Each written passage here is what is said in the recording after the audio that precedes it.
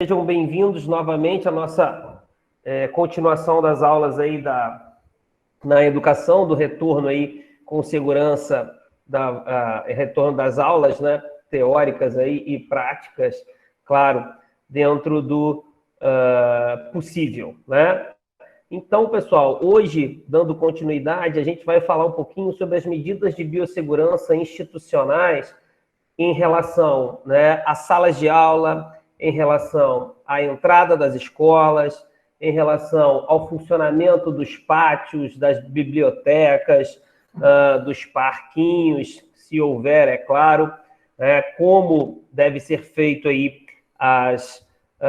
os distanciamentos em sala de aula, nos refeitórios, e aí nós vamos englobar, né, todas as partes aí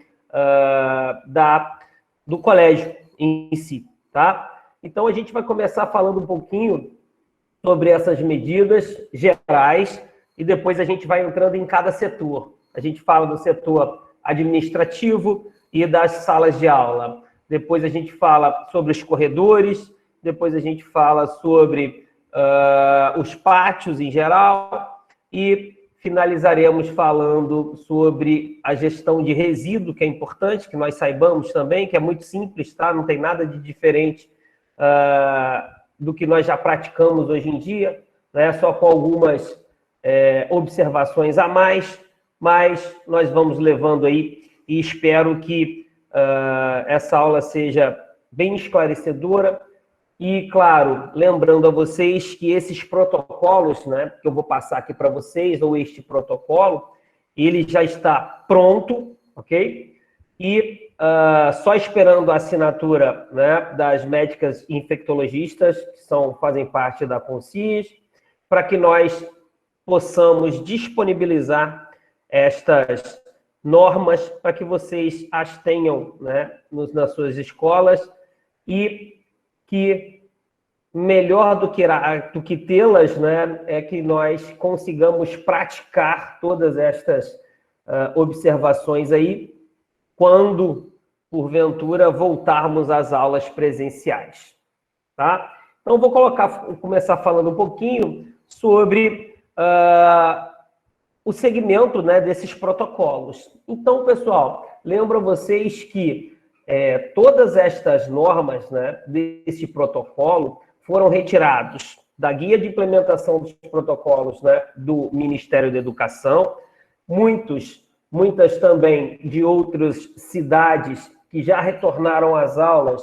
e estão tendo sucesso nesse quesito, né, do distanciamento, do retorno das aulas, lógico, com todas as limitações, com o número de profissionais reduzidos e de alunos também reduzidos, mas não havendo nenhuma ou pouquíssimos casos, né, de infecção pela Covid. Então, num primeiro momento, nós devemos sempre, né, seguir os protocolos de biossegurança da instituição escolar, de acordo com as orientações da Vigilância Sanitária Municipal e Estadual. Mas também não esqueçamos que o próprio MEC, né, o Ministério da Educação, ele também nos auxiliou aí produzindo esse guia de implementação aí de protocolos. Então, é muito importante que nós saibamos que todas estas especificações e estas normas foram tiradas de fontes devidamente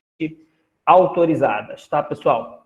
Então, além de seguir os protocolos de biossegurança das instituições, que estão sendo produzidos aí pela CONCIS, juntamente com a Secretaria de Saúde, e, lógico, né, representado pelo secretário de Saúde, nós temos que divulgar as orientações sobre o uso correto, sejam elas das máscaras, das medidas de prevenção ao contágio, conforme a orientação da autoridade sanitária. Então, do ladinho aqui, eu coloco uma imagem muito interessante, né, que nós, de vez em quando, praticamos, né? Nós temos que nos policiar também nesse momento. Então, o uso correto da máscara, todo mundo já está cansado de saber, é claro, é a máscara justinha, né? Fechando, vedando bastante a parte da narina, tá? E a parte aqui do queixo, não deixando brechas também na lateral, para que, porventura, não tenha entrada de nenhum corpo estranho. Como eu disse, protegendo todo o rosto, que eu digo a nível de nariz e boca, que é a maneira correta de nós utilizarmos as máscaras. Mas a gente ainda vê muitas pessoas, principalmente nas ruas em geral, usando de maneira errada, dentro de algumas instituições. Sem dúvida, a gente sempre vai ver, tá? Com a máscara, né, no queixo ou com a máscara somente na orelha. Mas nós estamos aqui justamente para isso, né? Para divulgar o que é certo e fazer com que nós pratiquemos e, claro, consigamos multiplicar esse protocolo para que no retorno futuro das aulas nós não tenhamos problemas aí com a Covid, né, 19. Muito bem. Importantíssimo, então, pessoal, garantirmos a adequada comunicação visual à proteção e prevenção dos riscos da Covid.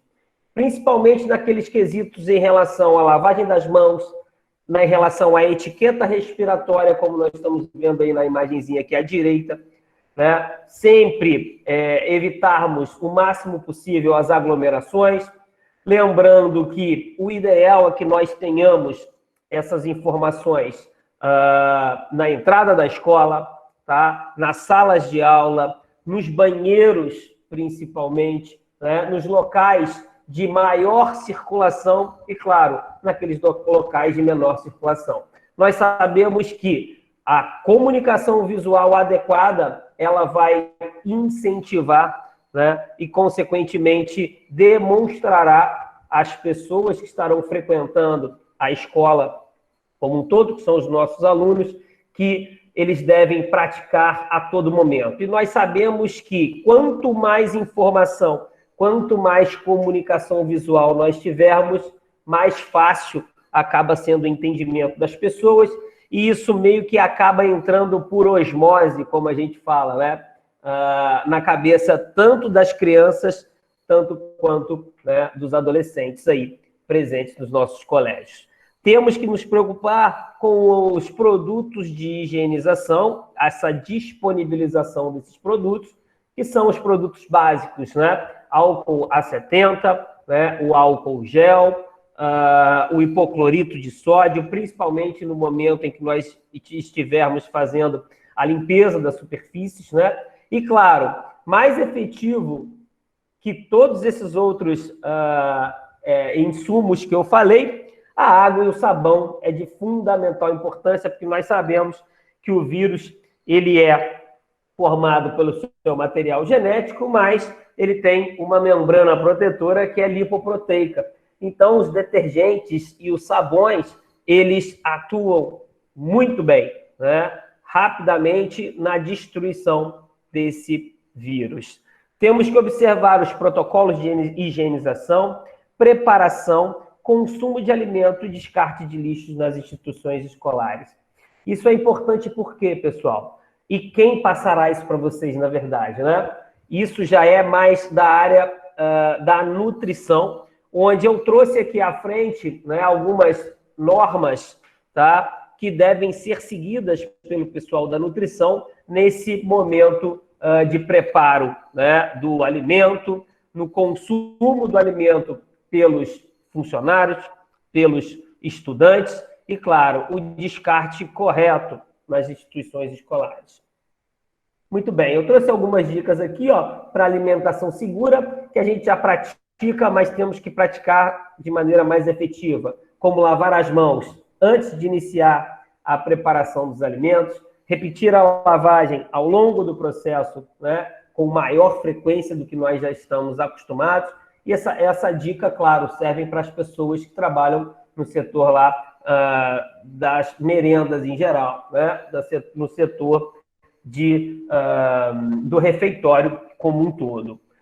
O pessoal da limpeza, é importantíssimo que eles estejam alinhados conosco, porque vai fazer necessário, né, higienizar com mais frequência todos os equipamentos, todas as superfícies, e os utensílios que, porventura, né, estejam, como eu disse, em áreas de grande circulação, como acontece nos refeitórios. né? E usar, claro, água boa, né? Água potável ou água tratada, até porque na água a gente já tem um conteúdo de cloro, que é importante, né, para que nós consigamos aí combater esse vírus que causa tanto, que nos está trazendo, né, tanto problema aí em relação à questão das infecções e a questão das mortes, né, em geral. Muito bem. Importante que nós e que vocês tenham a capacidade de disponibilizar os termômetros, claro, os termômetros, né, aquele termômetrozinho digital com o feixe, né, luminoso, para que meça a temperatura. Outra coisa que eu quero deixar claro para vocês, tá, pessoal?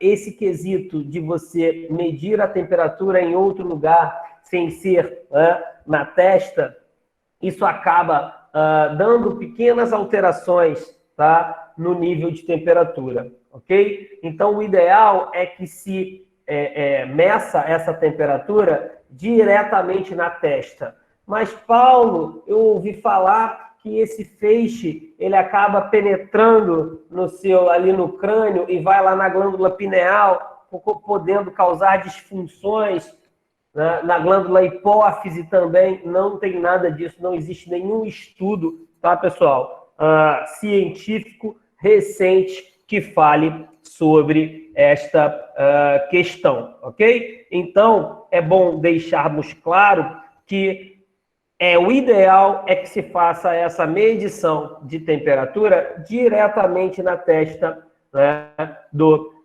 cidadão, do nosso aluno, dos nossos professores, dos diretores, enfim, todos aqueles que adentrarem na unidade escolar. Porque existe uma pequena variação de temperatura, tá? Logicamente aqui no braço em relação à testa. Claro que nós somos homeotérmicos, né? Então, consequentemente, a nossa temperatura, ela vamos dizer assim, mantida, tá? Mas a temperatura cutânea, ela acaba sendo diferente em determinados lugares. Por isso, faz importante a medição de temperatura, né, na testa, ok? Muito bem. Sabemos também que os nossos ambientes de sala de aula, né, seja eles, não somente as salas de aula, perdão, mas também as bibliotecas, né, os teatros, enfim.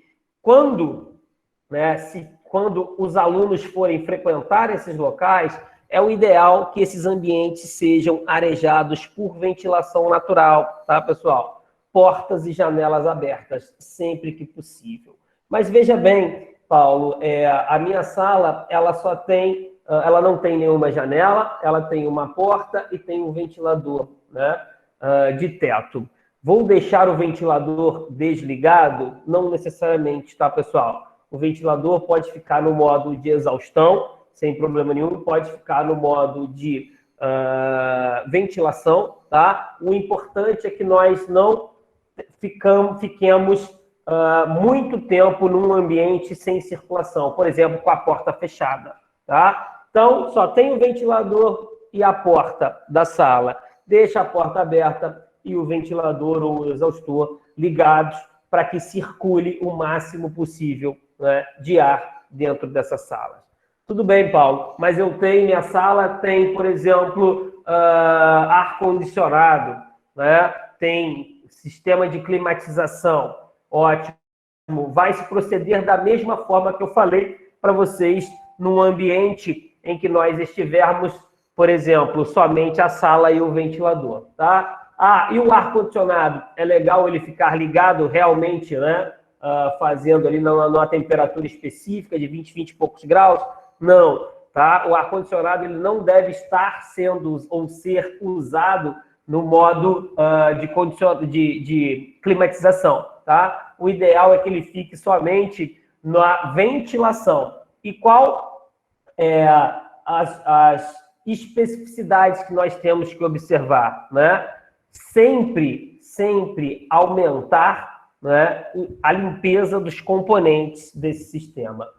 O ar-condicionado ele tem um filtro, então é o ideal que vocês e que nós tiremos esse filtro, faça a asepsia, lavagem com água e sabão normal, e o retorne para lá, ok, pessoal? E sempre, sempre, sempre prestando muita atenção no quesito limpeza. A limpeza vai ser um aliado muito importante nesse momento de retorno às aulas. Porque nós sabemos que o hipoclorito, ele destrói o vírus. A água com sabão, ela destrói o vírus. O álcool gel também destrói o vírus. Então, nós temos que dar uma atenção muito maior ao quesito limpeza.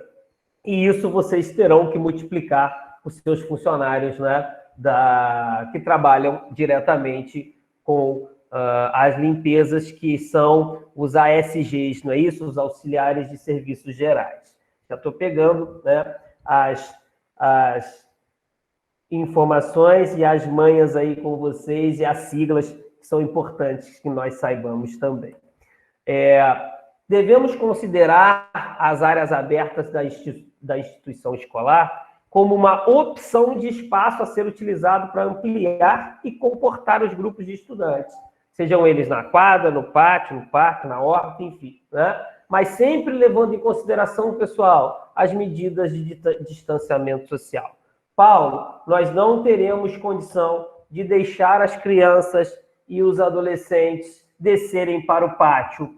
Ótimo, né? Deixem os mesmos em sala de aula, tá? Para que os mesmos não aglomerem. Ou então, eu achei muito legal essa imagem aqui à direita do pátio, onde eles fizeram aqui, né, essas demarcações e o distanciamento de 1,5 metro aproximadamente. Mas, Paulo, isso é meio inviável. Lógico, nós sabemos, né, que não é simples essa medida no pátio, mas podendo fazer seria o ideal. E, claro, com toda a supervisão aí dos professores e das professoras, principalmente com as crianças, né, da creche em geral, que não têm ainda essa noção como os alunos mais avançados têm. Realizar sempre que possível reuniões é o que vocês já estão fazendo, né? Que nós já estamos fazendo. Eventos e aulas de atendimento e atendimentos de forma remota. Então, nós já estamos fazendo isso, né? A Secretaria de Educação também já está trabalhando com contingente mais reduzido, escalonado. Isso é importantíssimo para que nós não façamos aí as aglomerações. E lembrando que, no retorno das aulas, as escolas retornarão com um quantitativo muito menor de alunos, né? De 30% a 35%, se eu não me engano, quando eu conversei com a Débora, né? Dentro desse padrão aí de 30% dos alunos. Então, lógico, menos alunos, menos aglomeração, mais controle nós podemos ter sobre os mesmos. Temos que organizar as equipes para trabalhar de forma escalonada, com medida de distanciamento social. Isso também a Secretaria de Educação já está fazendo, né, na própria unidade de atendimento ali, quando eu já fui visitá-los ali, a gente vê que a equipe está trabalhando de forma escalonada. Então, passar essas informações, claro, para os colégios, para que nós consigamos aí minimizar, né, essa contaminação aí. Também é importante que façamos o escalonamento do horário de início das atividades, intervalos e fim das aulas, sempre que possível. Vou dar um exemplo aqui para vocês, né? Na hora do almoço, por exemplo, onde o pessoal vai descer para o refeitório, é importante que nós dividamos as turmas. Ah, mas não consigo uma turma somente por vez. Claro, então você vai botar 3 ou 4 turmas, vamos dizer assim, por vez, ou 2 turmas. Isso tudo vai depender da adequação, né? E tudo vai depender do tamanho do colégio de vocês. É claro que isso vai ter que ser pensado de forma devida aí por vocês. A gente passa o geralzão aqui e vocês adaptam esse geral à realidade do seu colégio em geral. Então, pessoal, entra que horas, nós já sabemos, né? vamos sair para o almoço, por exemplo. Então, uma turma, né, ou duas ou três turmas saem no horário de 10 às 11, essas retornam para a sala, outras turmas de 11 ao meio-dia, volta para a sala, outras turmas de 1 às 2. Sempre com a intenção, né, de meio-dia a 1, perdão, sempre com a intenção, ou não, era de 1 às 2 mesmo, mas sempre com a intenção de evitar o máximo possível o ambiente, né, aglomerado. A gente vai ver quando nós falarmos ali um pouquinho sobre os refeitórios e as cantinas, tá? Importante também, tudo que eu estou falando é importante, mas enfim, que nós disponibilizemos os laboratórios de informática, novamente, respeitando o distanciamento, o pessoal, né, os ASGs sempre atentos para que aumentem, né, a higienização desses ambientes, tá? E, consequentemente, é importantíssimo que esses estudantes, né, tenham acesso à internet, pois muitos deles não têm computadores. E aí existe essa possibilidade de liberar também o laboratório de informática, mas com o distanciamento devido. Eu tenho 3 computadores por mesa, vamos dizer assim. Tá? É uma forma de você organizar, tentar organizar um computador por mesa, ou então, né, botar um xizinho, é proibido sentar aqui nesse local, né, se não respeitar o distanciamento de 1,5 metro. Sempre todas as nossas normas estarão baseadas em 3 premissas, né, pessoal? O distanciamento social de 1,5 metro, né, a limpeza e a desinfecção, que é extremamente importante, e, claro, né, a própria asepsia das mãos. Então, tudo que nós falarmos aqui nessa apresentação estará baseado nessas 3 premissas aí, e que nós devemos praticar para evitarmos sempre, né, a própria infecção pelo vírus da Covid-19. Né?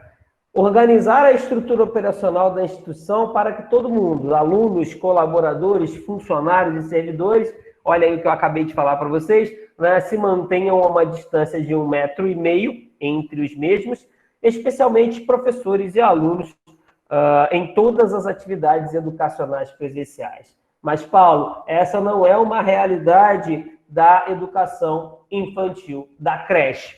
Claro que não, porque nós sabemos que essas crianças necessitam de uma atenção melhor e maior. Então, neste caso, né, das creches em geral, vão ser necessários que os professores utilizem todos os equipamentos de proteção que estarão relacionados também na nossa última aula, tá? Então, é importante que o professor, né, utilize o seu face shield se ele tiver no distanciamento menor do que 1,5 metro.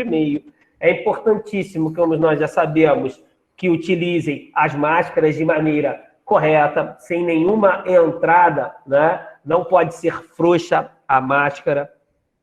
Dependendo, né, se os professores tiverem que trocar as crianças, vai ser importante que elas utilizem aqueles aventais descartáveis, né, a utilização de luvas, para que faça todo essa limpeza da criança e, posteriormente, né, esta professora saiba fazer o processo de desparamentação, tá? Lembrando, pessoal, e levando em consideração que a escola ela não é um ambiente, tá, de descontrole dessa pandemia, ok? Isso nós temos no ambiente hospitalar, tá? Num ambiente escolar, partiremos de um princípio que nós não teremos tantos casos, né, assim nos locais e nem tanta transmissão. Claro que isso só acontecerá se nós conseguirmos seguir as regras, né, à risca, como eu vou mostrar mais à frente aí para vocês, principalmente no momento da entrada das crianças no colégio e dos adolescentes, tá? Adotar medidas de redução de acesso de circulação desnecessário de colaboradores, professores, familiares, fornecedores e comunidade nas áreas comuns dos estabelecimentos. Isso também é importante que nós saibamos, tá? Vamos lá. Já fui em algumas escolas particulares aqui do município, tá? E nós temos, eu já andei reparando sobre essas medidas de distanciamento, essas adoções aí de redução de acesso de circulação.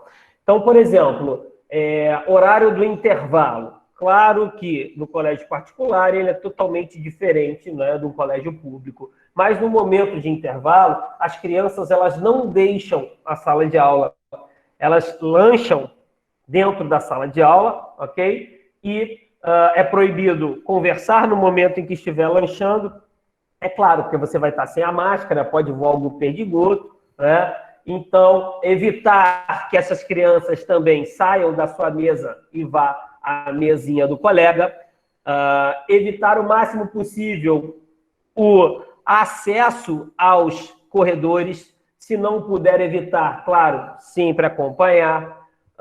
Fazer demarcações nos pisos e evitar, claro, que os familiares e determinados fornecedores fiquem rodando a escola. É basicamente assim. Chegou no colégio, entrou para dentro de sala de aula. No caso do colégio público que tem refeitório, saiu para o refeitório para fazer as suas refeições, retornaram para a sala de aula e da sala de aula essas crianças retornam às suas casas, evitando o máximo possível de deixá-las, né, sozinhas nesses ambientes aí mais propícios a uma aglomeração, como, por exemplo, nos pátios, né, nos parquinhos, e assim sucessivamente. Também devemos proibir a formação de rodas de conversas presenciais. É uma coisa que nós teremos que nos policiar, até porque sempre quando nós estamos juntos, né, nós professores, diretores, enfim, nós nos comunicamos. É importante também essa comunicação. Porém, estas rodas de conversa que levam à aglomeração, que levam algumas pessoas a retirarem a máscara, é proibido neste retorno das aulas, pessoal. Agora nós vamos falar um pouquinho sobre essas medidas de biossegurança na entrada das instituições escolares, que nós devemos prestar bastante atenção. Por quê? Porque vai ser neste momento que nós conseguiremos analisar quais crianças realmente poderão adentrar, né, e quais crianças não poderão entrar se apresentarem, claro, sinais e sintomas.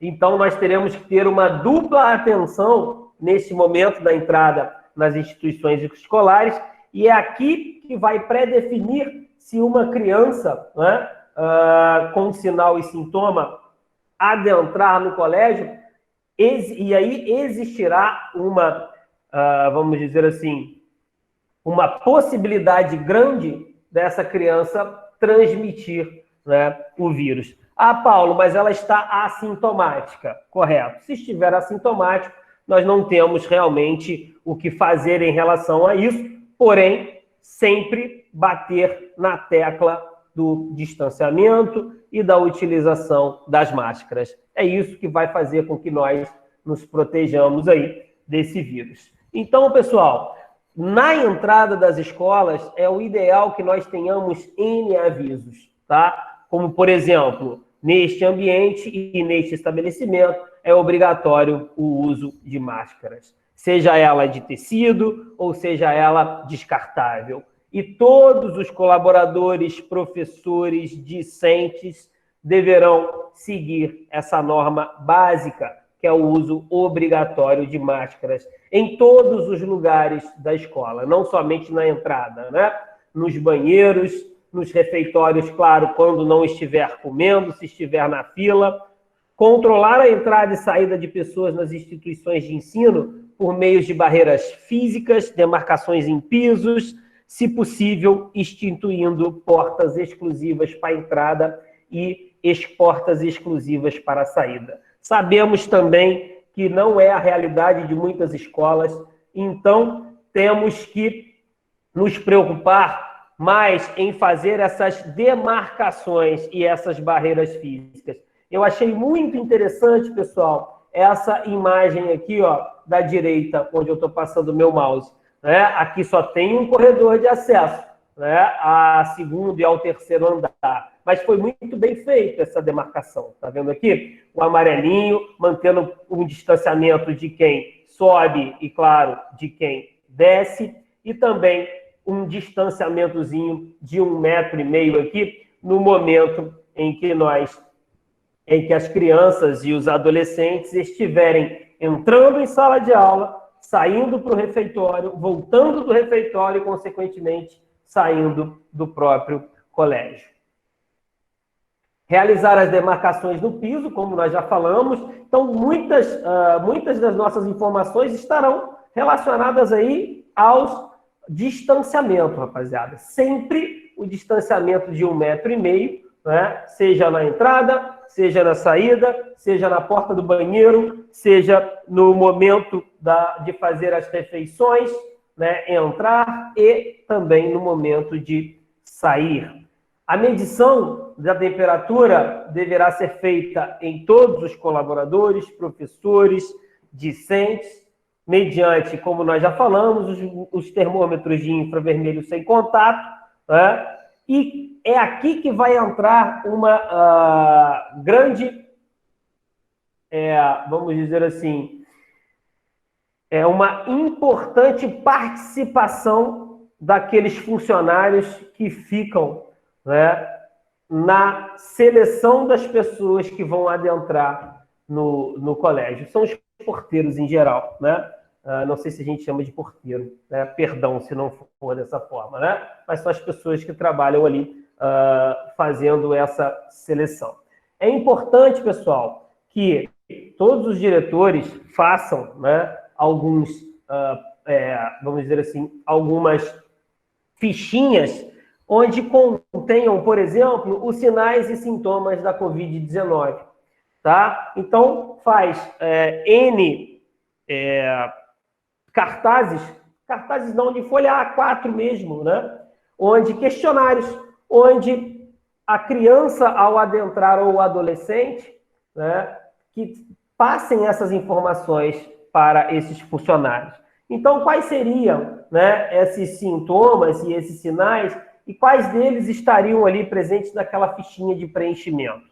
Se a criança tem tosse, se ela está febril, se ela teve fadiga, se ela tem, se ela perdeu o olfato ou o paladar, isso é importantíssimo, tá, pessoal? Que um dos sintomas maiores da Covid, lá no 4º dia, é essa perda de olfato e de paladar. Se ela está com congestão nasal, se ela está com coriza, isso da sua própria observação vocês vão fazer. Tá? Dores de garganta, dor de cabeça, diarreia, cansaço e dificuldade de respirar. Isso são alguns sinais e sintomas. Os mais comuns: tosse, febre, fadiga e não esqueçamos da perda do olfato e a perda de paladar. Se nós conseguirmos colocar os nossos colegas colaboradores para fazerem esta avaliação inicial antes das crianças chegarem a entrar na escola, isso vai minimizar bastante a possibilidade de infecção em outros colegas. Ah, mas Paulo, como vai fazer isso, né? Cada um vai ter que tentar adaptar a sua realidade. Como nós sabemos, não teremos 100% dos alunos, né? Os alunos estarão aí numa média de 30%. Então, creio eu que esse controle vai ser mais fácil nesse primeiro momento, ok? Então, é isso que nós devemos visualizar e praticar. Agora, Paulo, chegou uma criança com... O irmãozinho veio trazer, né? A criança também estuda na mesma escola e chegou lá, esse irmãozinho está com tosse, você vê que ele está com coriza, né? Aí você pergunta, aí bota o termômetro, está com a temperatura mais alta do que 36,5, do que 37, e não tem como essa criança voltar para casa. O que nós vamos fazer nesse momento? nós temos, né, como uma estrutura, uma salinha de isolamento, como eu passei para vocês lá nas primeiras aulas. Então, essa criança deverá ser encaminhada até essa salinha de isolamento, né? Os profissionais aí que estarão não seria na gerência, né? Mas que estarão a par dessa situação, entrar em contato com os seus responsáveis, também entrar em contato com a saúde coletiva, né? Ou com a unidade básica, relatando essas informações aí. E, claro, afastar essa criança, não deixar com que ela frequente o pátio nem as salas de aula, fazer com que ela retorne. E vai surgir outras dúvidas. Ah, tá, mas se ela tem 3 irmãos, um irmão somente está com sinal e sintoma, não pode adentrar na escola nenhum dos 3, tá? Mesmo que esses outros 2 irmãozinhos que não estão com sinais e sintomas queiram ir para a escola. Todos eles deverão ser afastados, porque partiremos de um princípio aí, que se um irmão está infectado, provavelmente os outros irmãos, as mães e os pais também estão com a Covid-19. Importantíssimo que nós consigamos disponibilizar na entrada das instituições esses totemzinhos aí com álcool gel, tá? E o ideal é que o acionamento, né, do álcool gel ali seja por pedal, tá, pessoal?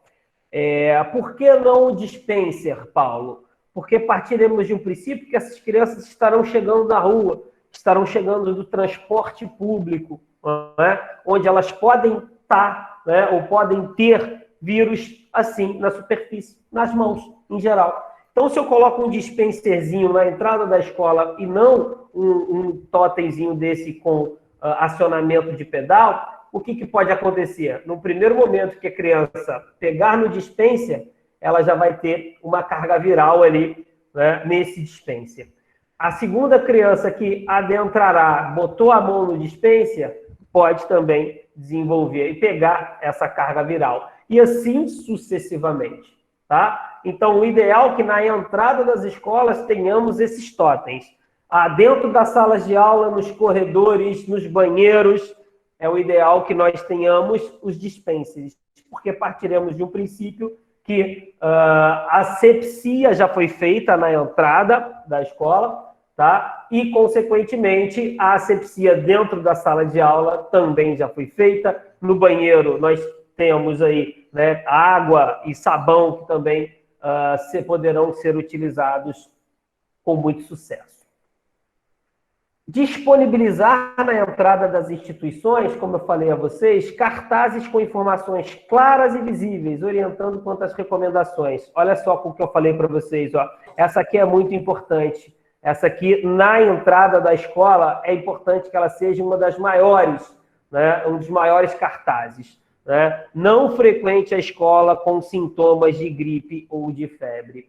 Então, se isso estiver bem exposto, né, até mesmo aquelas mães que, porventura, estão positivadas de Covid, os filhos assintomáticos, e ela pensa que ela pense o seguinte: eu estou com a Covid, mas o meu filho não está, e vai levá-lo para a escola. Né?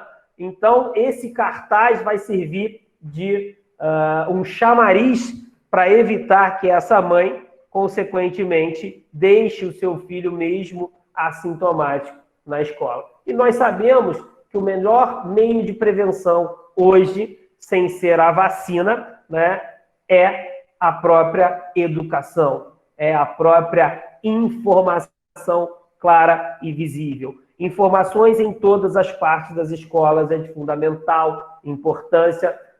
Porque essas crianças passam, elas vão ler. Elas retornam, elas vão ler. Vão no banheiro, elas vão ler. Né? Vão para o pátio, elas vão ler essas informações no pátio. Então, isso acaba, como eu falei anteriormente, entrando por osmose. Né? Isso não tem nada a ver com osmose, é claro, tá, rapaziada? Fisiologicamente falando. Mas, enfim, é o jargão que a gente usa. Né? Então, importantíssimo também que nós tenhamos expostos, os sintomas mais comuns aí da Covid. Foi aquilo que eu falei para vocês, ó. Tosse, febre, perda de olfato ou paladar, fadiga, cansaço, congestão nasal, dor de garganta, dor de cabeça.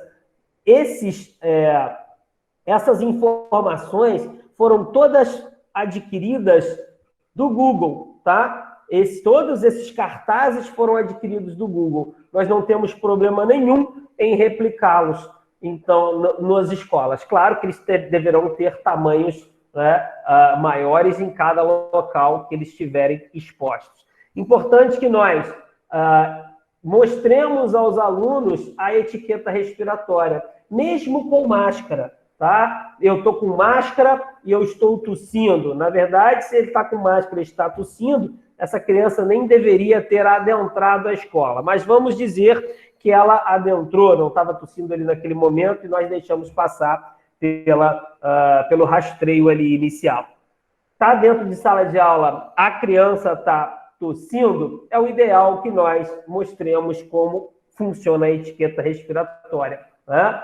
Eu estou de máscara, ótimo, mas coloque, né, a articulaçãozinha aqui do cotovelo, né, à frente da própria máscara, porque nós sabemos que a máscara, ela é uma barreira física, ela não filtra, principalmente a máscara de pano, né? Ela não filtra o vírus, ela não deixará que esse vírus saia, pequenas partículas ou pequenas gotículas passem por ali. Lógico que numa proporção muito menor, né? E com a barreira física fica muito mais difícil de atingir a outra pessoa, porque a gotícula de saliva ela acaba caindo no máximo ali a 1 metro. Tá? Então, a etiqueta respiratória, nós, como professores, né, e funcionários, deveremos mostrar como deve ser feito e como deve ser praticada essa etiqueta respiratória.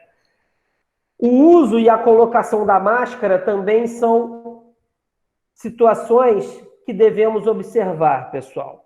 Como eu vou colocar a máscara? Como eu devo tirar a máscara? Colocar a máscara, por exemplo, chegou do refeitório, saiu do refeitório, né? Asepsia nas mãos, lavagem das mãos com água e sabão ou com álcool gel, vai e coloca a máscara. Mas coloca a máscara de que forma, pessoal? Segurando pelas alças, nunca segurando aqui na frente, tá? Porque se eu tiver com a mão contaminada, parte de um princípio que eu contaminarei minha máscara.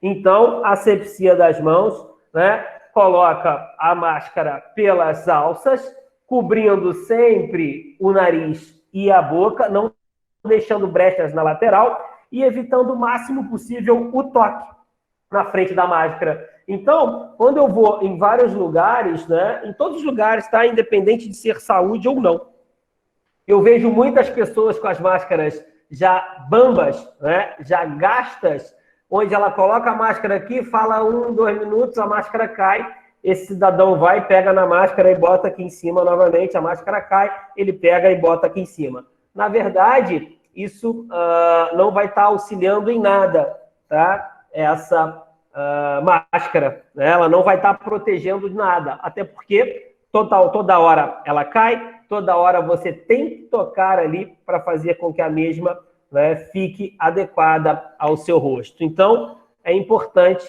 que essa adequação seja observada. Sempre cartazes de manter a distância, de 1,5 m no mínimo, e, claro, cartazes também, pessoal, né, auxiliando e mostrando como se faz a lavagem das mãos. Não é tão simples como a gente acha. A gente chega, lava a mão e pronto, acabou, né? O ideal é que arregacemos as mangas, tenhamos... se tiver o álcool gel, melhor ainda. Faz a asepsia com álcool gel, né? Abre a torneira. Não, mas essa não é a intenção de ter o álcool gel ali. Beleza. Se não é a intenção, nós temos que ter o quê? Pelo menos papel toalha no momento de abrir, né? Botou ali no momento de abrir, pegou o sabão, ó, esfrega a mão, né? Lateralizado, de cima para baixo, entre os dedos, tá? Nos punhos, importantíssimo. Enxágue, né? E logo em seguida, Se não for aquelas torneiras de fechar com o cotovelo, como a gente vê na saúde, pega um outro papel toalha, feche e joga o papel toalha no lixo. E o lixo que vai ter que ser adaptado também, como, por exemplo, todas as lixeiras deverão, a gente vai ver mais aí para frente, deverão estar e deverão ser aquelas com tampa e esta tampa acionada por pedais, evitando o máximo possível o contato, principalmente nas lixeiras, ok? Vamos falar um pouquinho sobre essas medidas de biossegurança nas salas de aula e nas salas administrativas, como direção, né, secretaria, biblioteca, dentre outros lugares.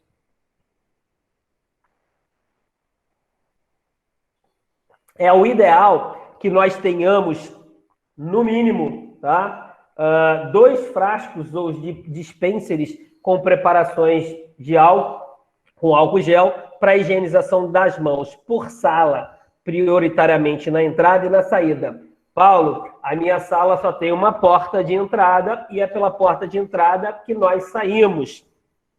Quantos alunos estarão presentes? Qual é a quantidade de carteiras que nós temos, de quantos alunos vão frequentar? Então, não necessariamente eu preciso ter 2, tá, pessoal? Se eu tenho uma entrada e uma saída, eu posso ter um dispenserzinho com álcool gel, tá? Porém, temos que levar em consideração que pela utilização, isso deve ser observado pelas pessoas que fazem essa troca muito mais, né, num curto espaço de tempo do que antes de acontecer a pandemia, né?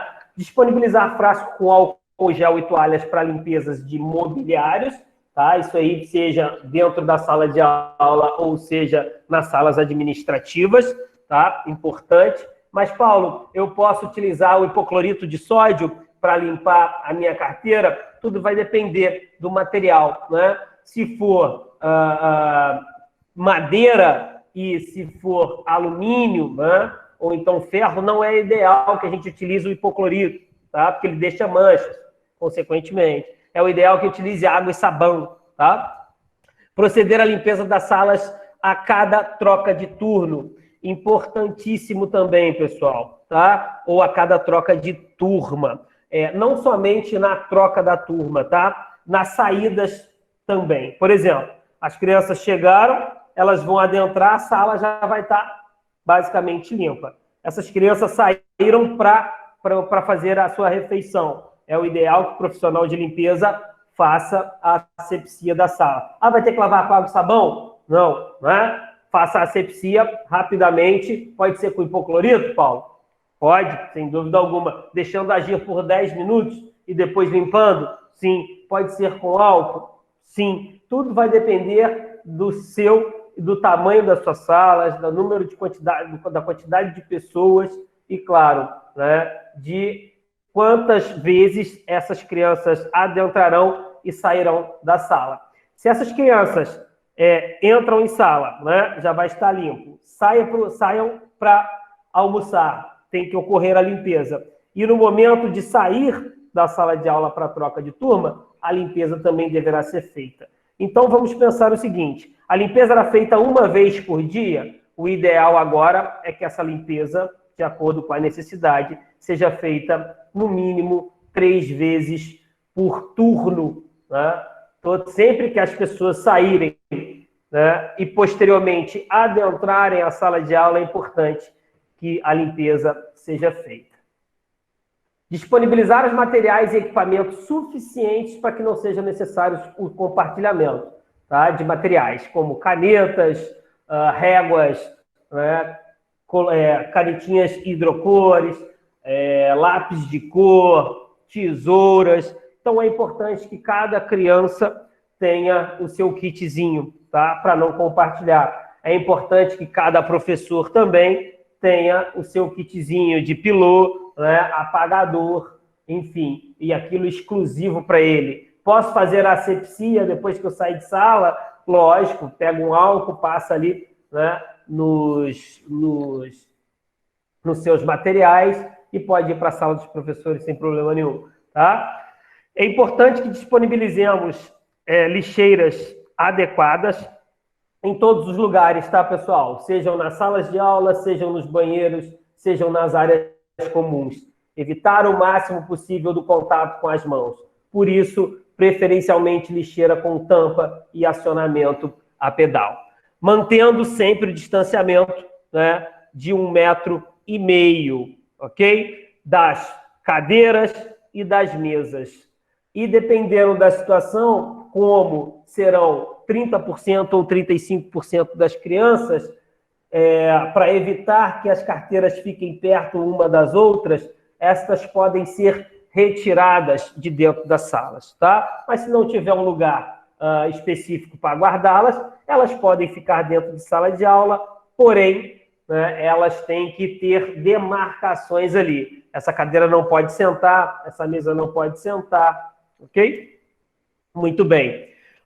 Dispor mesas e carteiras com a mesma orientação, evitando que os estudantes fiquem virados de frente uns para os outros. Nós sabemos que muitos locais têm essas mesas compartilhadas, né? E que uma criança fica de frente para outra fazendo seus deveres, tá? Mas, Paulo, eu não tenho condição de tirar essa mesa. Então, o que nós vamos fazer? Vamos tentar colocar alguma barreira física, né, à frente dessas crianças.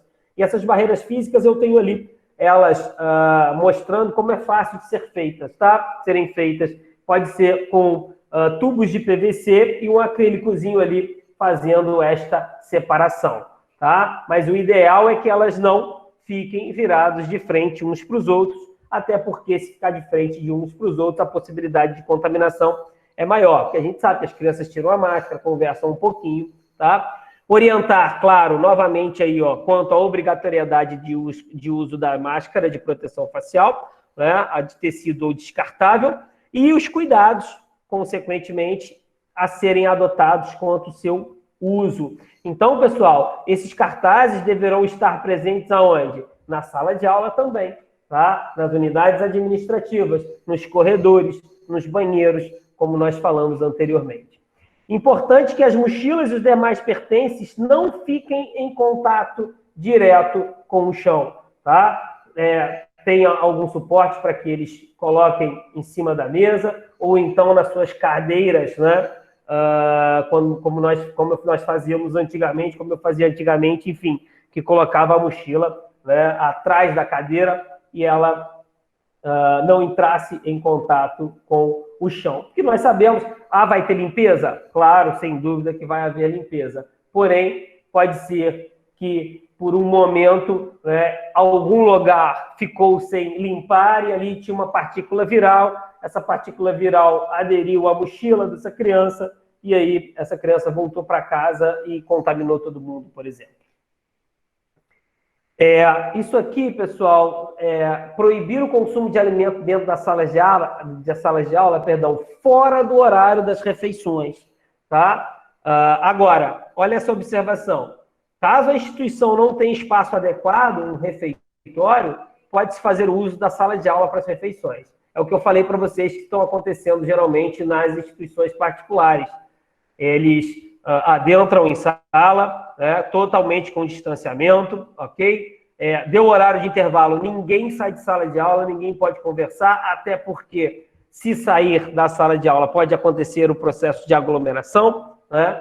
Então ali eles tiram a máscara, fazem a sua refeição, colocam a máscara novamente e façam a asepsia das mãos, acabem, né, de alimentar-se e fiquem ali nos seus 5 minutos finais, quietinhos nos seus locais, para que depois a aula inicie novamente. Caso a instituição tenha o espaço adequado, seguiremos todas as normas básicas que eu vou passar à frente para vocês ali, mas lembrando daquelas 3 premissas que nós falamos sempre. A asepsia das mãos, né? O distanciamento social, né, de 1,5 metro e, claro, a utilização dos equipamentos de proteção individual. Afixar cartazes novamente com as orientações claras e visíveis, referente às principais medidas de biossegurança, todas aquelas informações que nós mostramos anteriormente. Como eu disse, elas devem estar expostas na entrada do colégio, nas salas de aula, nos banheiros, nos locais de comum, né, de circulação comum, como nos corredores. Então, é importante que nós tenhamos esses cartazes bombardeando a cabeça das crianças constantemente, até o momento que eles pensarem assim, eu tenho que praticar isso toda hora, porque eu tô lendo. Isso vai ser muito bom. Por quê? Porque essas crianças e esses adolescentes serão os próprios multiplicadores a partir do momento que nós consigamos fazer com que os mesmos tenham a devida atenção, eles vão multiplicar isso para suas casas, né, para os seus pais, para os seus colegas. E isso que nos faz, né, ser professor, multiplicar as informações de maneira efetiva. Medidas de biossegurança para espaços de uso coletivo, pessoal, né? Então, vamos lá falar um pouquinho sobre eles. Aqui ele prediz, né, na nossa norma, que não está autorizado a funcionar bibliotecas, parquinhos, pátios e espaços sociais que ensejam aglomerações e que sejam propícios à disseminação da Covid. Mas é aquilo, né? Paulo, hoje eu posso dar uma aula, minha sala deu problema no ventilador, eu não tenho janela. Como é que eu vou dar minha aula? Eu posso levar essa aula lá para o pátio? Claro que pode, mantendo todo o distanciamento, botando o pessoal com distanciamento de 1,5 m, todo mundo de máscara, fazendo as asepsias das mãos, não há problema, porque eles estarão supervisionados por vocês. Neste caso de bibliotecas, pessoal, ele diz que é proibido, né, que não estará autorizado a funcionar, aquelas bibliotecas onde nós temos o livre acesso. Né? Na escola que eu estudei, por exemplo, na universidade, eu tinha livre acesso à biblioteca.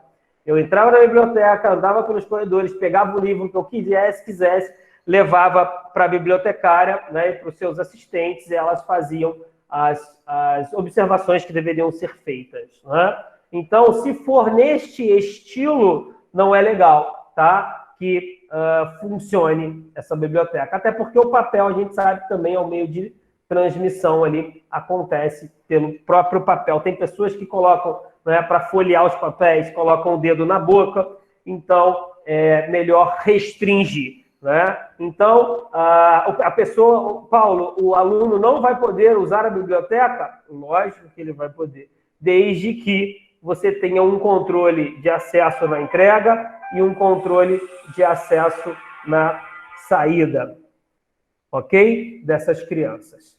Muito bem.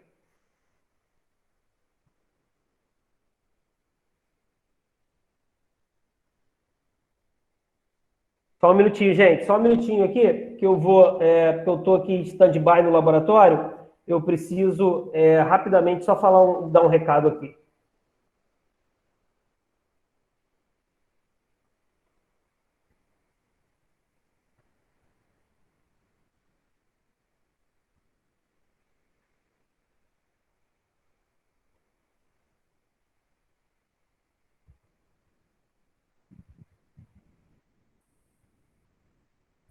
Desculpa, gente. É porque, como eu estou no laboratório, tinha um exame para liberar ali e acabou que eu já solicitei ali para outra pessoa liberar. Obrigado pela paciência aí.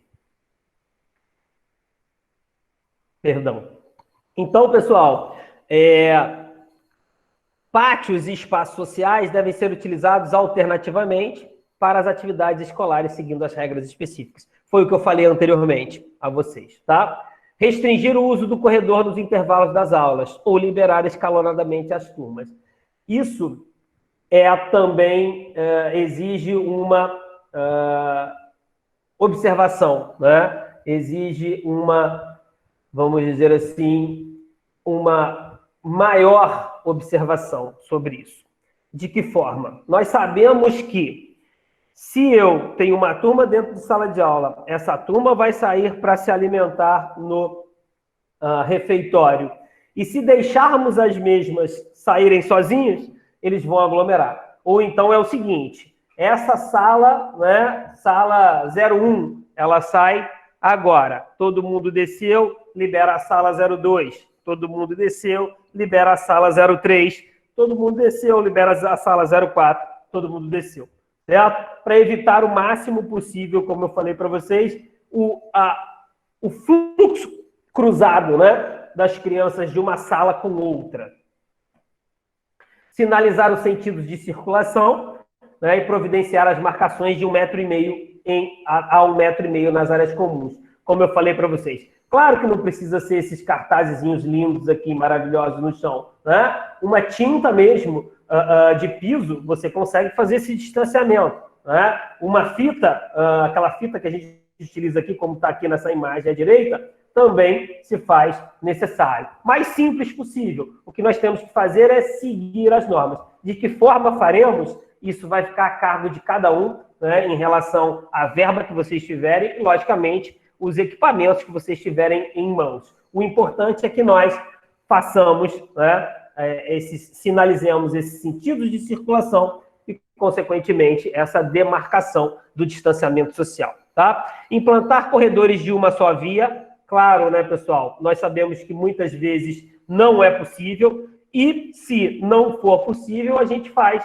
e praticar essa demarcaçãozinha aqui, que eu achei muito interessante na internet. Retirar bancos ou cadeiras nos espaços comuns ou fazer interdições entre elas. Novamente, olha só, garantindo o distanciamento de 1,5 m entre as pessoas. Muito bem. Por exemplo, área comum, né? Cheguei no, não vou nem dizer no refeitório não, mas no pátio, depois que eles terminaram a sua refeição. Pode ficar uma turminha aqui, tem aqueles bancos, é o ideal, né? Que aqueles bancos, né?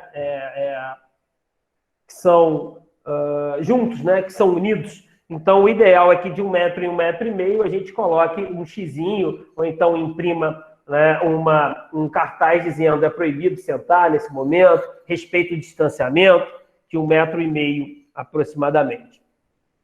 Disponibilizar os dispensers e com álcool gel para a higienização das mãos, como eu falei, em diversos pontos, principalmente nos locais de maior circulação, na entrada e na saída das instituições de ensino, nas áreas comuns, nos corredores de acesso e também nos banheiros. Paulo, além da pia e do sabão e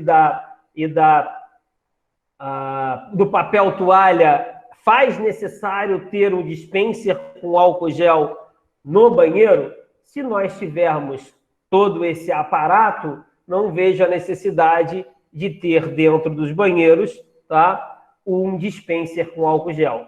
Pois partiremos de um princípio que cada momento que nós acabamos de usar e de fazer nossas necessidades, a gente já faz a asepsia das mãos. Mas nada contra também em disponibilizar esse dispenser com álcool gel dentro dos banheiros, tá? Vai ficar a cargo a cargo da realidade de cada escola. Desestimular o uso de elevadores, né? Recomendando a utilização de apenas para pessoas que têm dificuldades ou limitações para o deslocamento.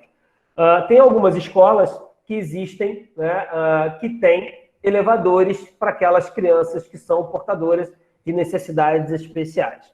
Tá? Nestas escolas que têm esses elevadores, é o ideal que a criança faça, né, o seu acesso, lógico, desde que ela consiga, né, sozinha. E suba somente a mesma no elevador e lá em cima, né, a pessoa a retira do elevador.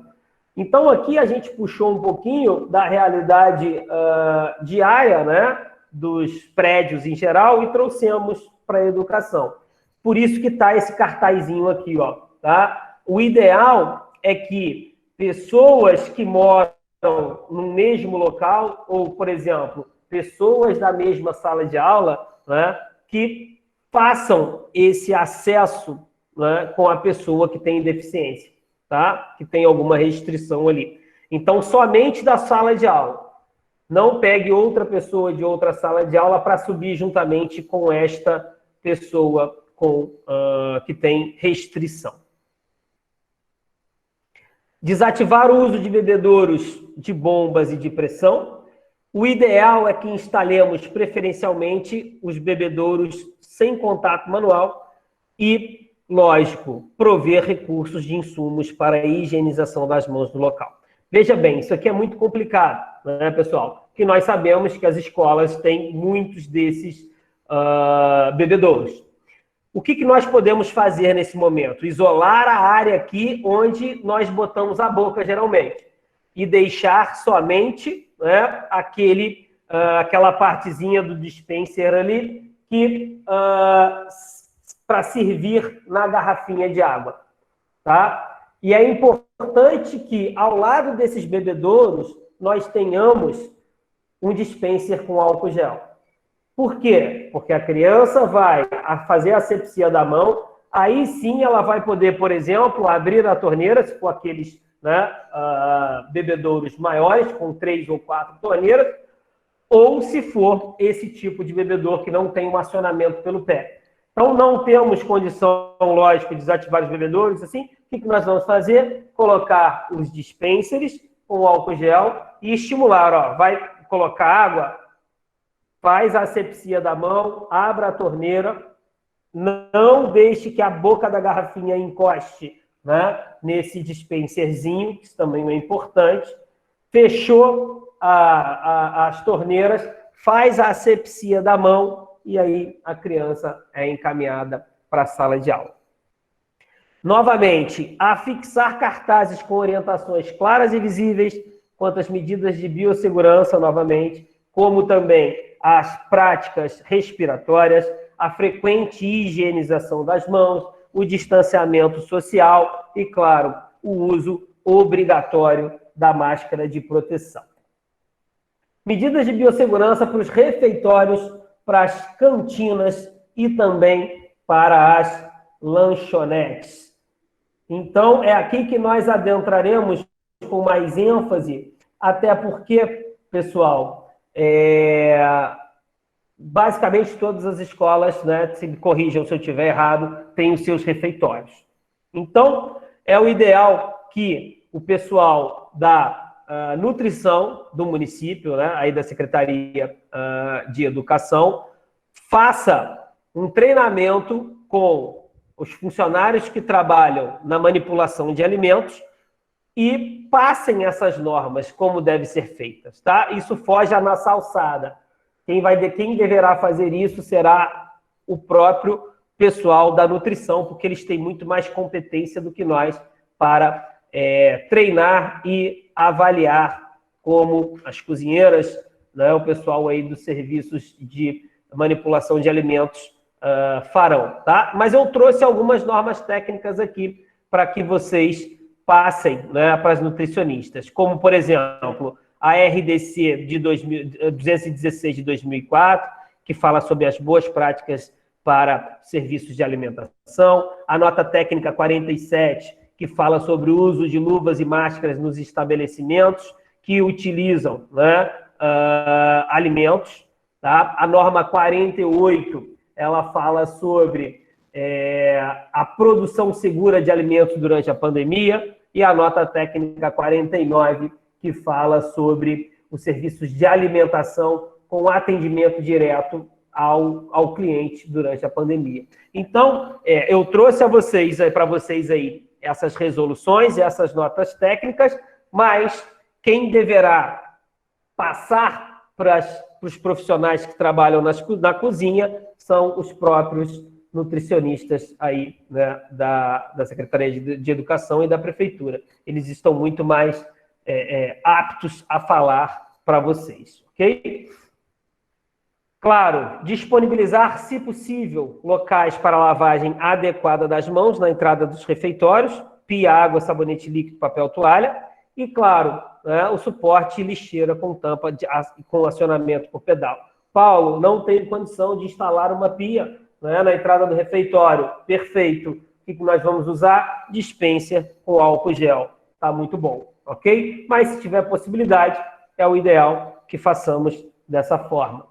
Separar as mesas e as cadeiras com distância de 1,5 m, como alternativa, algumas podem ser retiradas, e lembrando, é necessário realizar a limpeza e a desinfecção antes do uso e após o uso. Lembra que eu falei para vocês daquela estrutura de separação aqui com acrílico? Olha que interessante, né? Eles botaram aqui, na verdade, eu acho que poderiam ser 6 pessoas nessa mesa, eles dividiram em 4 pessoas e fizeram aqui, ó, botaram essa estrutura de cano de PVC associada aqui ao acrílico, onde cada pessoa ou cada criança poderá alimentar-se, né, sem fazer a disseminação ou sem se contaminar, tá? Dividir os refeitórios em áreas, evitando contato entre grupos. Então, por exemplo, grupo 1 é o primeiro ano, sala 1, 2, 3 e 4, entrou, almoçou naquele horário de 10 às 11, né? Grupo 2 é do segundo ano, salas 1, 2, 3, 4, perfeito. De 11 ao meio-dia. Grupo 3, de meio-dia a 1, para evitar sempre, como eu falei para vocês, o contato. E, claro, saiu a primeira turma, asepsia, limpeza, só com álcool gel, não precisa de hipoclorito, até porque vai ficar um cheiro de hipoclorito ali na hora da criançada comer, né? Então, dispensa com álcool gel. Limpa ali com álcool gel, tá ótimo essa asepsia. Entrou outra turma, a limpeza deve ser feita, entrou outra turma e saiu, a limpeza deve ser feita. Demarcar o piso, usar barreiras ou fixar, ou faixas para garantir o distanciamento nas filas do refeitório, como a gente viu, de 1,5 m em 1,5 m. Acabamos de falar no escalonamento dos horários, né, para a realização das refeições por diferentes grupos. Não utilizar o self-service, né, a modalidade de autosserviço, sempre alguém deverá estar servindo, e claro, sempre que este estiver servindo com todo o equipamento, né, com a máscara, se quiser com face shield. Outra coisa importante é a separação, né, dos alimentos ali por uma barreira física entre as pessoas que estão servindo ali, tá? Na verdade, aquelas que serão servidas, que são os alunos em geral. Como está aqui embaixo, ó. Instalar barreira física entre a área de distribuição e os alunos, de modo a evitarmos a emissão de gotícula sobre o alimento que será servido. Evitar o manuseio livre das bandejas e pratos, ampliando os pontos de devolução. Eu só tinha um ponto de devolução. Agora eu vou fazer 4 pontos de devolução. Mas, Paulo, nós teremos menos pessoas? Sim, mas quanto mais ampliarmos esses pontos de devolução, menos aglomeração nós estaremos fazendo naquele ambiente, tá? Os talheres e os guardanapos, o ideal é que sejam descartáveis. Não sendo descartável, não tem problema, tá? Pode ser entregar para as crianças, lógico, devidamente embalados, mas no retorno é só lavar com água e sabão. Se quiser deixá-los, né, no hipoclorito de sódio também durante um tempo, pode ser feito dessa forma, mas pode ser reutilizado sem problema nenhum, aqueles que não são descartáveis, desde que nós façamos toda a limpeza, tá? Orientar a todos para que não compartilhe os alimentos, copos, talheres e os demais utensílios de uso pessoal. Isso já é muito mais simples de ser feito por causa do distanciamento que teremos entre uma criança ou um adolescente e outro, né?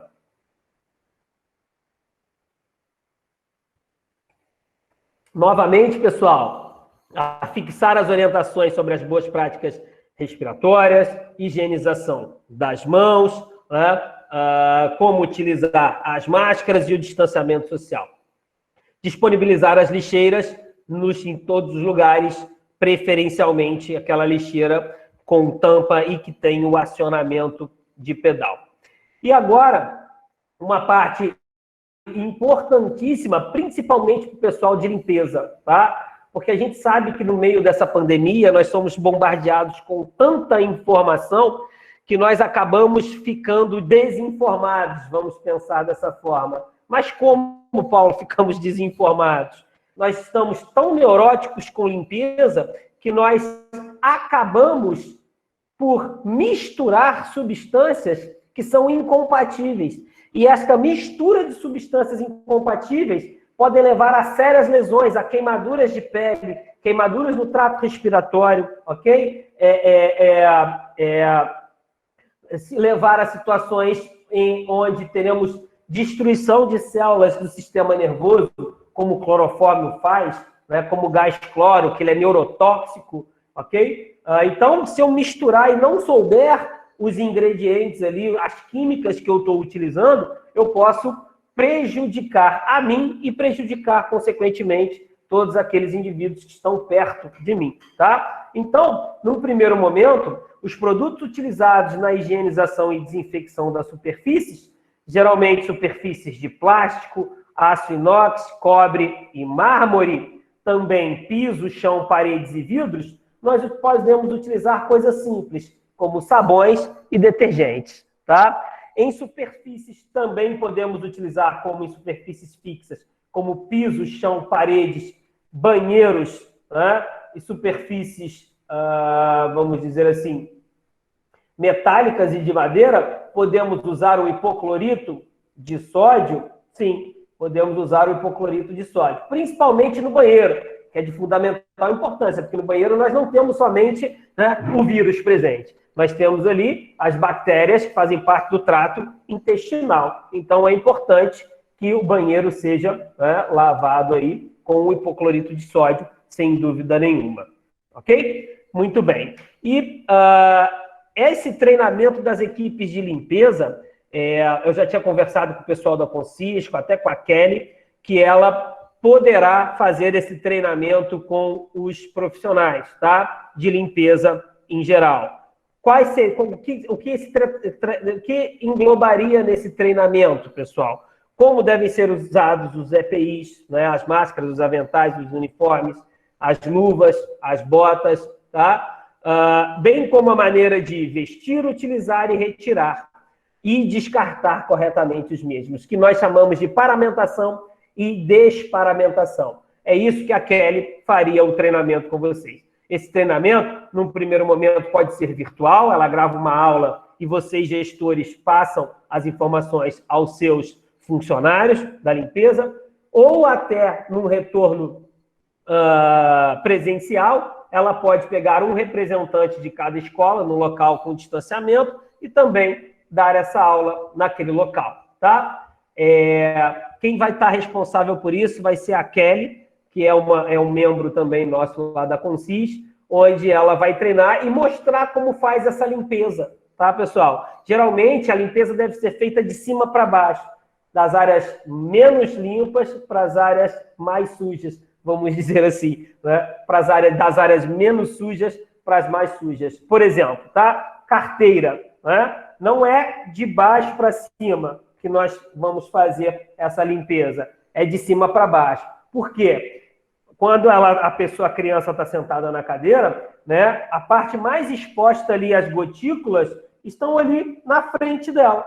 Então, se eu começo de cima para baixo, é mais fácil que a parte de cima não esteja, por exemplo, contaminada. Então, eu limpo da parte menos suja para a parte mais suja, ok? É o que eu vou mostrar para vocês já já. Mas qual é a importância da paramentação e da desparamentação? A importância é que, se a pessoa for, né, ou se tivermos partículas virais dentro do nosso colégio, essas pessoas que fazem a limpeza não se contaminarão, tá? De que forma que nós fazemos? É assim, ó, a paramentação. Primeiramente, higieniza as mãos, antes de tudo.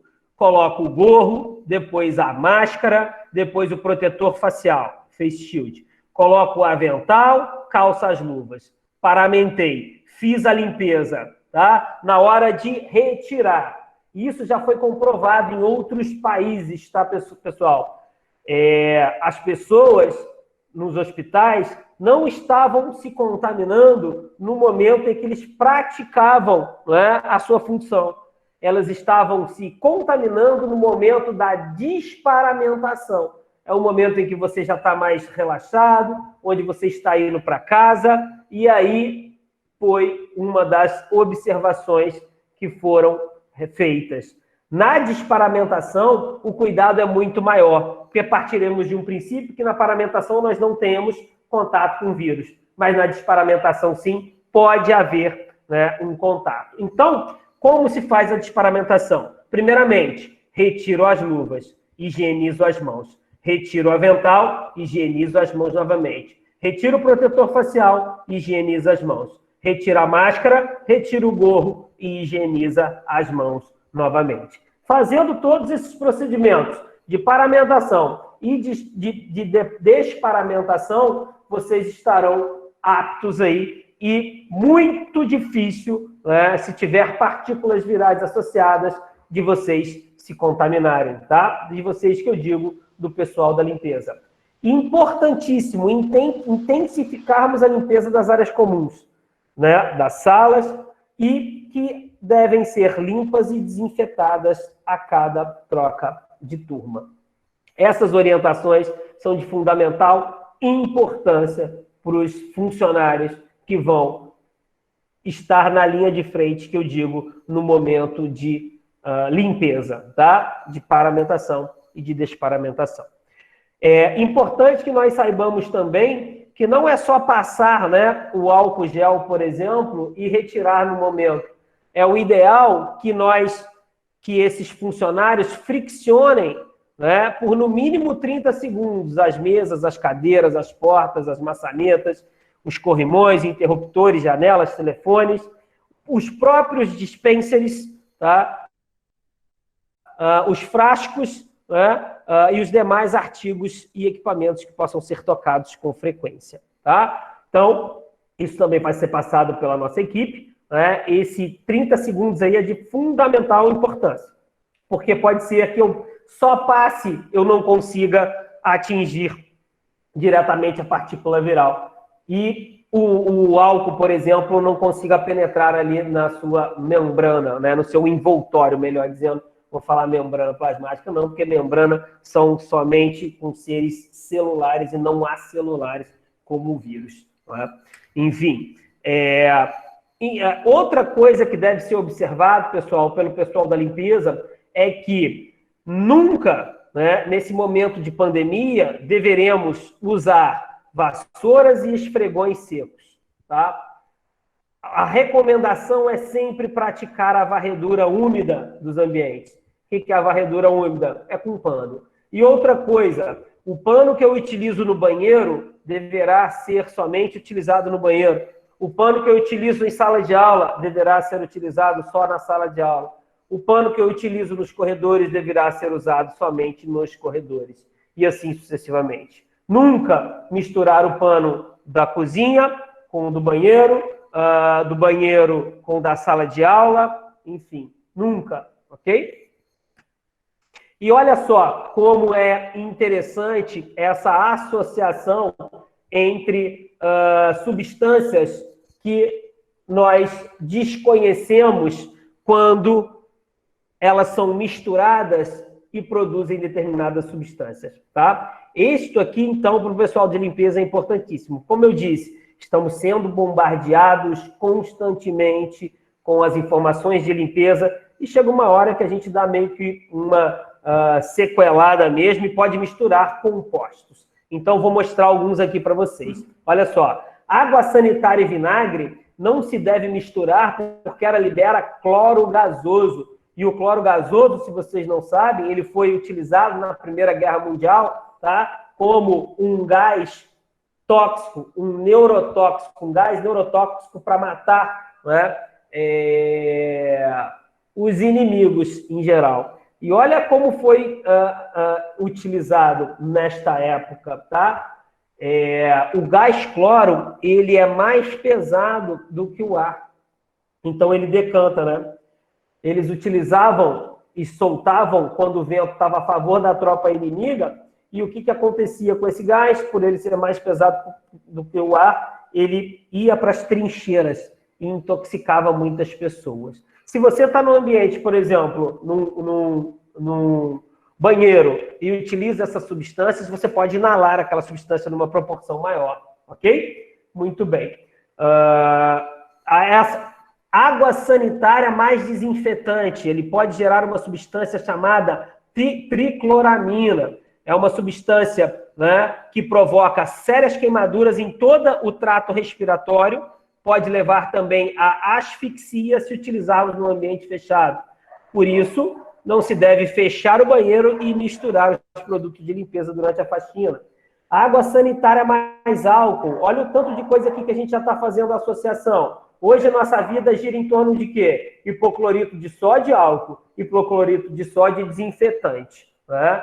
Então, se nós misturarmos, podemos ter consequências mais sérias. Então, água sanitária mais álcool, pessoal, hipoclorito, né, de sódio mais álcool, gera o clorofórmio, tá? A substância causa problemas respiratórios, problemas no fígado, nos rins e na pele, tá? E no sistema nervoso, sem dúvida alguma. Pode levar a um enjoo. E essa mistura produz o que nós chamamos de cloreto de hidrogênio, que é o HCl ou ácido clorídrico, que é, na verdade, pensem comigo, o ácido do nosso estômago, que o pH é em torno entre 2,5 e 3,5, que são substâncias extremamente ácidas, tá? Por isso que podem levar, sem dúvida alguma, a determinados problemas desses órgãos moles aí que a gente falou, como o fígado, pulmão, né, rins e até a pele. Então, evitar o máximo possível fazer essas misturas aí, né? Porque nós estamos sendo, como eu falei, bombardeados com informações sobre limpeza e, ao mesmo tempo, a gente acaba, né, por exagerar. Podemos pensar que estamos melhorando a limpeza, mas, na verdade, podemos estar prejudicados mais ainda. E os produtos que podem ser utilizados para esses ambientes, tá? Álcool a 70, hipoclorito de sódio a 0,5%, né, a 0,5%, melhor dizendo, alvejante contendo hipoclorito, né, a solução de água sanitária, peróxido de hidrogênio, ácido paracético, quaternário de amônio. Esse, na verdade, né, tirando ali o alvejante com hipoclorito, são o que menos nós visualizaremos, até porque essas substâncias são mais caras e creio que, pela nossa realidade, nós devemos usar mesmo água, né, sabão, álcool a 70 e o hipoclorito de sódio, geralmente. Isso aqui é legal também, que seja informado a equipe de limpeza, tá, pessoal? Não adianta eu somente passar o pano e sair da sala de aula, né? O pano com água sanitária e com alvejante. Eu preciso de manter esse alvejante ou essa água sanitária, no mínimo, num contato com as substâncias, né, com a pia, né, com as mesas, enfim, de no mínimo 10 minutos, tá? Isso é importante que nós saibamos, porque ele vai agir somente nesse tempo. E outra coisa, podemos diluir a solução de água sanitária? Podemos, tá? Porém, essa diluição deve ser no momento em que nós estivermos para fazer a limpeza, tá? Por quê? Porque quando essa solução é deixada por um tempo no recipiente e não é utilizada, ela começa a ser desativada pela luz. Então, a luz influencia nessa desativação. Então, eu posso, por exemplo, eu vou fazer uma preparação aqui para limpar o banheiro do primeiro andar e do segundo andar. Não pode ser feito. Eu tenho que fazê-la para limpar o banheiro do primeiro andar e logo no momento em que eu for fazer a asepsia. E do banheiro do segundo andar, eu vou ter que preparar uma nova solução. Porque de sair do primeiro andar para ir para o segundo andar, a luz já desativou toda a solução de hipoclorito e a função básica do mesmo não será feita. E estamos quase finalizando, pessoal.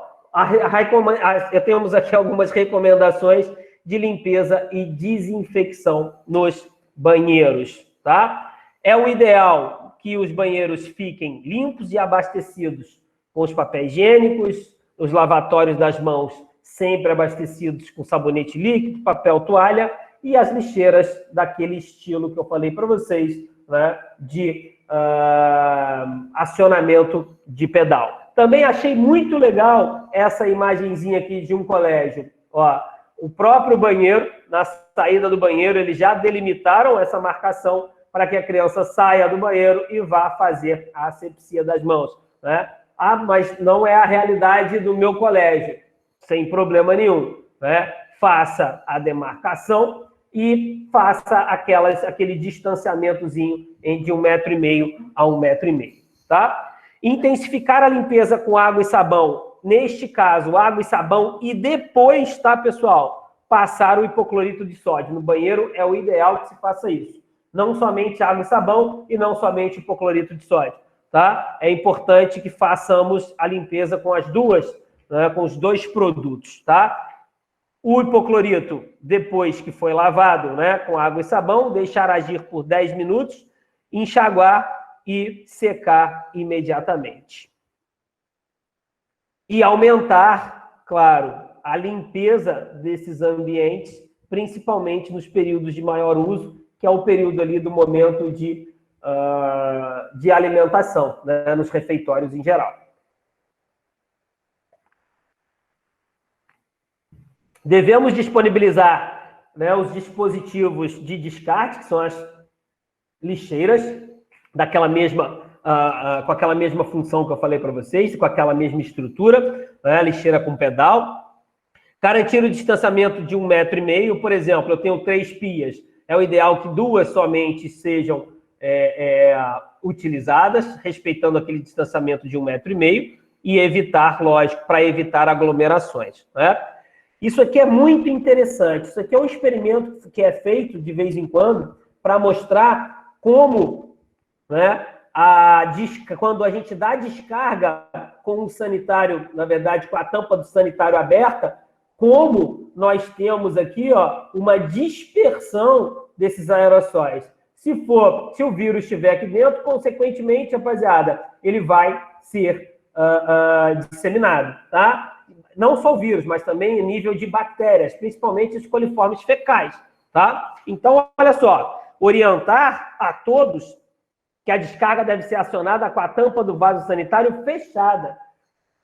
Olha que informação importante, pois estima-se que entre 40% e 60% das partículas virais, não só virais, tá? Bacterianas também de determinados tamanhos, conseguem alcançar até 1 metro de distância acima do vaso sanitário após a emissão do jato d'água. Isso podemos trazer para a nossa casa, né? Geralmente nós fazemos as nossas necessidades fisiológicas, principalmente quando a gente defeca, e deixa a tampa aberta e dá descarga. Veja bem o que nós temos aqui ao lado. Olha só, uma escova de dente, né?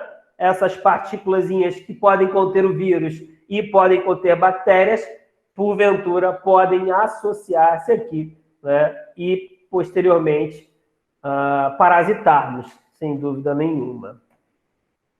E, finalizando, pessoal, como deveremos praticar aí a questão dos resíduos sólidos, a gestão desses resíduos sólidos, tá? Que forem produzidos no ambiente, mais especificamente falando, tá? Naquele local de isolamento, tá, pessoal? Então, pode praticar isso para todo o resíduo do colégio? Claro que pode, sem problema nenhum. Mas é mais específico essa gestão de resíduo para a área, tá, de isolamento, ok?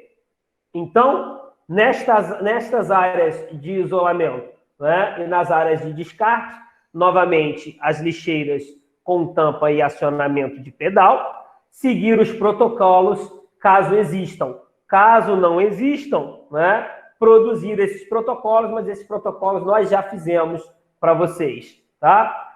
E principalmente, atenção especial àqueles resíduos que forem produzidos na área do isolamento, como eu falei para vocês. Então, nós vamos seguir esse protocolo aqui, tá? Ó, não separar o lixo doméstico. Na verdade, todos os resíduos gerados, no caso aqui, residência, é no colégio, tá? Devem ser descartados no lixo comum. Porém, aqueles que forem da área de isolamento devem ser fechados com lacre ou com nó, quando estiverem com até 2/3 da sua capacidade, tá? Depois que nós fechamos e demos o nó, introduziremos um saco, né, que se diz, entre aspas, contaminado, em outro saco limpo, também descartável e resistente, de modo que os resíduos fiquem acondicionados em sacos duplos. Estes que estiverem na área, tá, de isolamento devem ter a identificação de lixo contaminado, tá? Por que é ideal que tenha essa observação? Porque o trabalhador, no momento da coleta, vai dar uma atenção especial a ele, tá? E encaminhe normalmente para a coleta de resíduos urbanos, comum, tá? Respeitando o dia, a hora que passará lá no seu bairro. Então, pessoal, vejam bem, é importante que identifiquemos esse lixo, mas no momento que ele for jogado, ele vai para o lixo comum, tá? Eu não preciso acionar a Consercaf, por exemplo, para pegar o lixo de biológico. Por quê? Porque, como eu disse a vocês, partiremos de um princípio em que a unidade escolar ela não é o foco da Covid, ok? Agora, se tiver uma criança realmente contaminada, todo esse procedimento sendo feito, jogando no lixo comum, a probabilidade que esse vírus ele vai durar no mínimo ali umas 5 horas, tá? 6 horas no máximo. Depois ele vai se desnaturar se ele não tem um ambiente propício para que ele fique. E aí pode se descartar de maneira simples, tá? No descarte comum. E assim, pessoal, nós terminamos a apresentação.